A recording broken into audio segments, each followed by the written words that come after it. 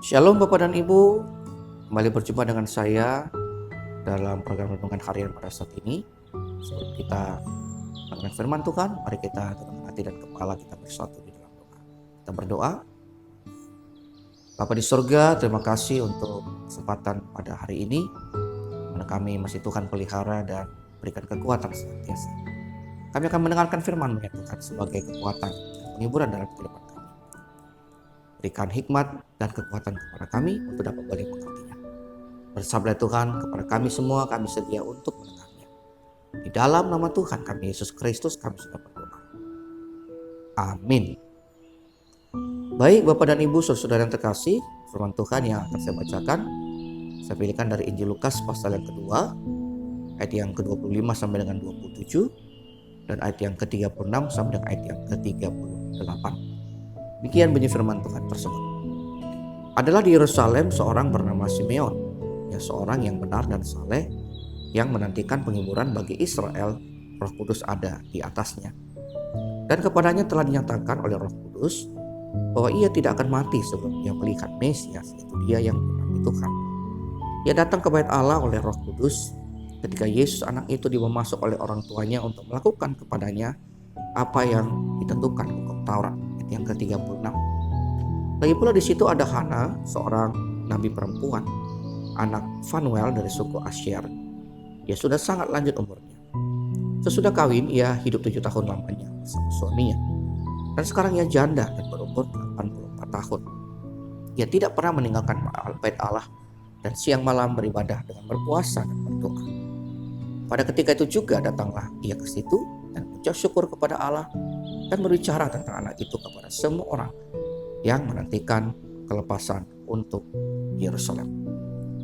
Demikian jauh pembacaan firman Tuhan yang berbagi dari kita semua, tidak hanya mendengarkan tetapi juga memeliharanya di dalam kehidupan kita setiap hari. Amin.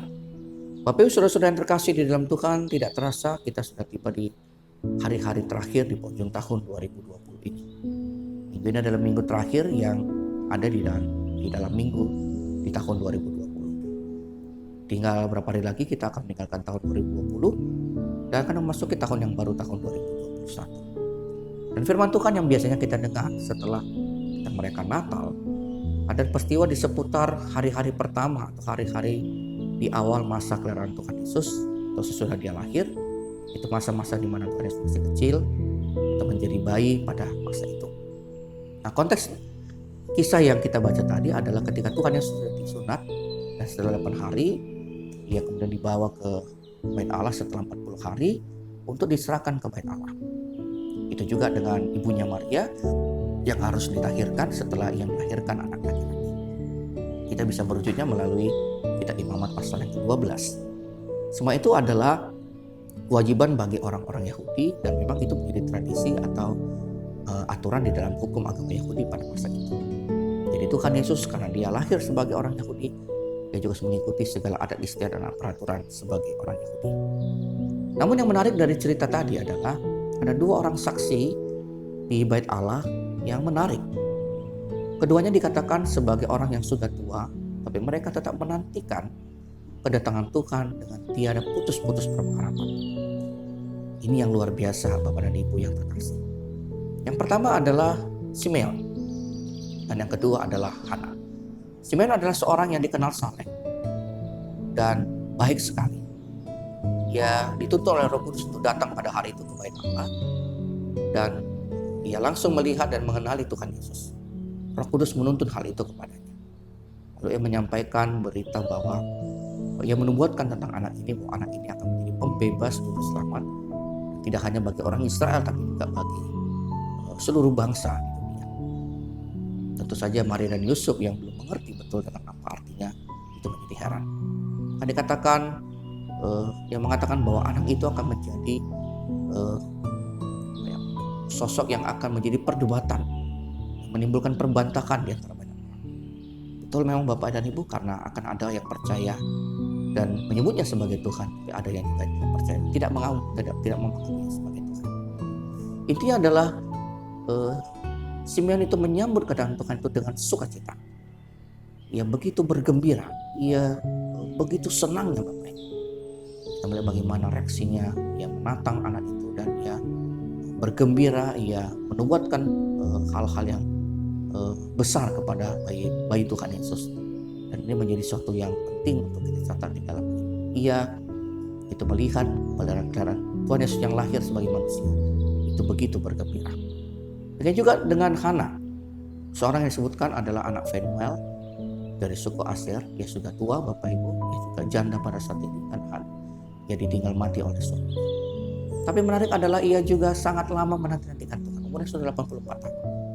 Tapi ia tidak pernah putus beribadah di dalam bait Allah untuk menanti-nantikan pembebasan bagi orang Israel. Orang Israel saat itu berada dalam penjajahan, dan mereka selalu diberikan janji oleh para nabi bahwa seorang pembebas akan datang kepada seorang Mesias. Ya, dia begitu setia menantikannya meskipun dia sudah sampai di usia lanjut. Dan tahukah kita bahwa pada akhirnya, karena kesetiaan mereka itu juga, mereka di masa tuanya boleh melihat bagaimana Tuhan Yesus mewujudkan janji itu. Mereka dapat melihat Mesias, karena itu mereka bergembira dan bersukacita. Antusiasme, kegembiraan, kebahagiaan mereka menyambut Tuhan, itu patut kita contoh. Kesetiaan mereka juga tidak menantikan dan tidak putus berpengharapan. Itu juga menjadi pesan penting yang patut kita contoh juga melalui cerita atau bahan firman Tuhan ini. Apa yang kita terapkan dalam kehidupan kita, Bapak dan Ibu? Yang pertama, seperti Simon dan Hana, dan yang kita juga bergembira, bersukacita menyambut kelahiran Yesus, bayi Tuhan Yesus dalam kehidupan kita. Kita menyambut Natal dengan sukacita karena kita tahu arti dan maknanya yang sangat penting dalam kehidupan kita. Natal adalah peristiwa ketika Tuhan menjadi manusia untuk menjadi penebus bagi kita. Karena kalau tanpa penebusan, kita tidak akan diselamatkan. Namun sayangnya Bapak dan Ibu terkasih, tidak semua mungkin orang Kristen yang boleh bersukacita di masa Natal ini. Mungkin ada orang yang merasa bahwa Natal itu adalah rutinitas, tidak lagi memakna dan perubahan dalam hidup mereka. Mereka bersikap biasa-biasa saja. Mungkin prinsipnya ya menatal atau tidak sama saja. Tentu saya berharap kita tidak seperti itu. Kita jangan kehilangan makna meskipun kita tahu hal ini mungkin setiap tahun akan kita lakukan. Tetapi Natal itu selalu membawa sebuah kebahagiaan tersendiri bagi manusia. Karena Natal itu artinya bahwa Tuhan masih mengasihi manusia supaya manusia itu dapat diselamatkan. Ia mau menjadi sama dengan kita supaya kita diselamatkan dan Dia yang menerima hukuman dosa. Harusnya kita bergembira, bersukacita seperti Simon dan Hana. Yang kedua adalah Simon dan Hana memberikan contoh kesetiaan di dalam beribadah dan tetap berpengharapan kepada Tuhan. Saya kira ini juga menjadi penting, apalagi di tengah-tengah situasi dan masa-masa sulit yang kita hadapi pada saat ini akibat pandemi COVID-19. Banyak mungkin orang yang mundur imannya, banyak mungkin orang yang melemah imannya karena berbagai persoalan ya, dan penderitaan yang dialami. Ada mungkin yang pasca baru sakit, ada yang kehilangan pekerjaan, ada yang usahanya mandek, ada yang mungkin segala rencana-rencana kita batal dan kita tidak tahu kapan lagi boleh mulainya dan seterusnya dan sebagainya. Tapi ingat dan Bapak yang terkasih, jangan putus beribadah dan jangan putus untuk berpengharapan kepada Tuhan. Kita percaya bahwa Tuhan tetap akan menepati janjinya. Janji Tuhan itu iya dan amin katanya. Kita yakin dan percaya bahwa Tuhan pasti akan menepati janjinya kepada kita. Dan kita percaya akan hal itu. Dan firman Tuhan pada hari ini sungguh dapat memberikan kita kekuatan untuk dapat kita lakukan di dalam kehidupan kita setiap hari. Amin. Kita kembali bersatu di dalam doa. Bapa Surgawi, terima kasih untuk firman Tuhan yang telah boleh kami dengarkan. Berkati kami sepanjang hari ini. Berkati setiap pekerjaan dan usaha yang kami lakukan. Berkati juga di mana keluarga kami berada pada hari ini, di dalam pekerjaan dan kegiatan mereka. Berkati juga saudara-saudara kami yang saat ini bergumul di dalam sakit penyakit mereka. Tuhan sembuhkan dan angkat segala sakit penyakit mereka.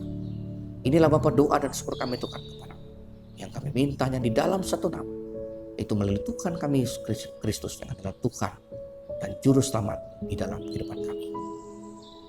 Amin. Shalom Bapak Ibu. Selamat pagi, Tuhan memberkati kita semua.